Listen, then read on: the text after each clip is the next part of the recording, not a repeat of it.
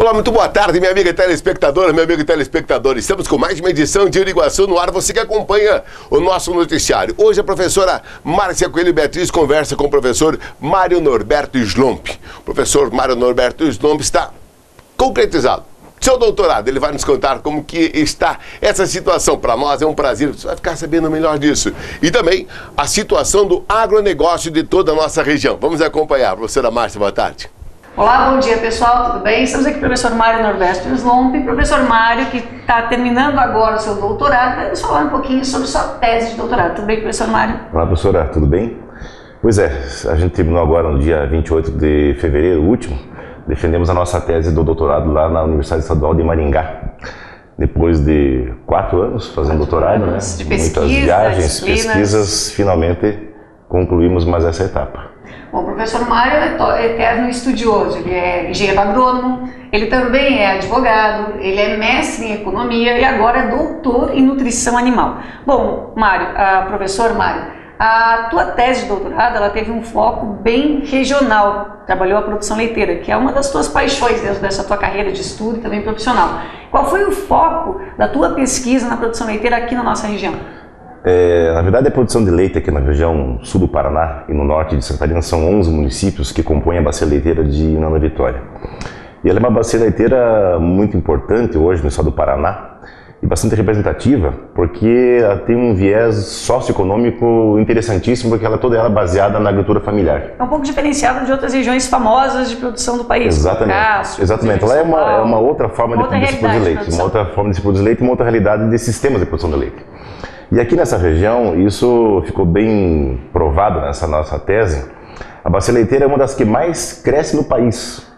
Inclusive para surpresa, porque a gente tinha uma ideia de que as coisas estavam acontecendo, mas ninguém tinha números sobre isso, né?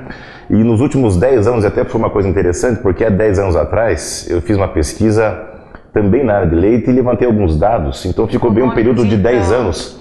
E nesses 10 anos, o número de produtores aqui cresceu 330%. Olha só, até uma realidade interessante, interrompendo o professor. Acreditava-se por uma época que a bacia leiteira diminuiu. Estaria diminuindo. Então estaria diminuindo. E isso que tem acontecido no Brasil. Na verdade, hoje existe um fenômeno de concentração na produção em todo o país. Isso está na literatura e é força corrente de que em todo o Brasil o número de produtores está diminuindo, embora a produção esteja aumentando. Sim. Então está havendo uma exclusão de produtores, né? E aqui não, aqui aconteceu o inverso. Aqui entrou na atividade leiteira um produtor a cada 4 dias nos últimos 10 anos. E com um viés assim interessante, porque isso mostra que a nossa vocação aqui, todas as regiões sempre buscam uma sua vocação, né? A vocação, se é para produzir suínos, outra é produzir aves, outra região produz leite, como Castro, que é conhecido como a grande bacia leiteira do país, né? E nós aqui temos hoje, eu tenho isso muito claro, devido a algumas características próprias da nossa região, da maioria dos nossos municípios, relevo acidentado, solos de média fertilidade para baixo, diria até a maior parte deles, solos bastante difíceis de serem trabalhados, na maioria dos nossos municípios. Além disso, tem uma vocação já desses nossos produtores, a maior parte deles, uma certa tradição. Uma tradição, né? Porque são produtores que os pais já faziam isso, seus avós já faziam isso, então eles trazem a produção de leite, que não é uma atividade fácil, ela é diferente, porque ela exige muito do produtor, porque é uma atividade diária e permanente, não tem descanso. Né? Isso, a gente sempre comenta até com os professores que trabalham na área, nascimento, casamento, velório, ordenha pelo menos 2 vezes por dia. Tem que ter ordenha 2 vezes por dia. Então essas características fazem com que a região assim tenha eu diria assim, um norte, né, para a produção de leite. Além de que tem um outro fenômeno que nós levantamos nessa nossa pesquisa, que vai ser assim um facilitador desse aumento de produção de leite nos próximos anos, é que hoje existe no mundo inteiro uma convenção que mais de 180 países assinaram, que é a Convenção Quadro para o Controle do Tabaco no Mundo.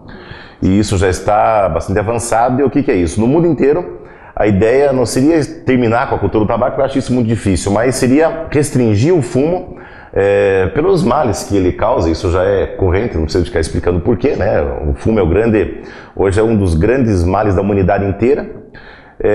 Então seria diminuir a cultura do fumo. E aqui na nossa região, infelizmente, eu diria, pelos males que causa, né? é uma das grandes produtoras de fumo do país.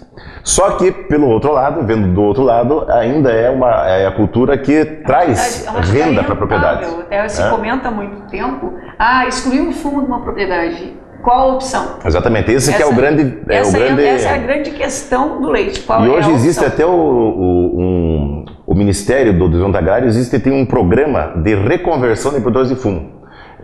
Que treina, tem inclusive também disponibiliza recursos e tal, justamente para isso. O que fazer na pequena propriedade rural que tem uma renda bruta igual ou até tão alta quanto o fumo. E que não seja uma atividade que traga tantos problemas ao produtor, ao solo, ao ambiente de forma geral, pela quantidade de insumos e o tipo de insumo que o fumo exige. Isso não acontece com leite. E aquela coisa, né? Você produzir fumo, você está produzindo em última instância câncer. Sim. Né? E produzir leite, você está produzindo proteína da melhor qualidade que existe. Né? Então, estamos falando de um dos alimentos, se não o mais nobre do mundo, né? Isso. Então, e a produção de leite no Brasil, isso é uma coisa interessante também, porque o Brasil está se transformando, hoje é o 5º maior produtor mundial de leite. E uma coisa que chamou a atenção é o seguinte, que hoje o Brasil não produz o que está consumindo de leite. Então, se não fosse a importação de leite do Uruguai e da Argentina hoje, nós teríamos um preço de leite muito mais alto do que o consumidor está hoje pagando e não teríamos leite suficiente para o nosso país. E ao passo que, ao mesmo tempo que nós não temos o leite suficiente, ainda é o grande país que o mundo inteiro vê como um dos futuros players, que a gente chama de leite no mundo. Vai ser, no futuro, um grande exportador de leite. Então veja o caminho que temos a percorrer. Isso mesmo. Outra questão importante de considerar, a Organização Mundial de Saúde, ela recomenda uma quantidade de leite diária que o brasileiro não ingere.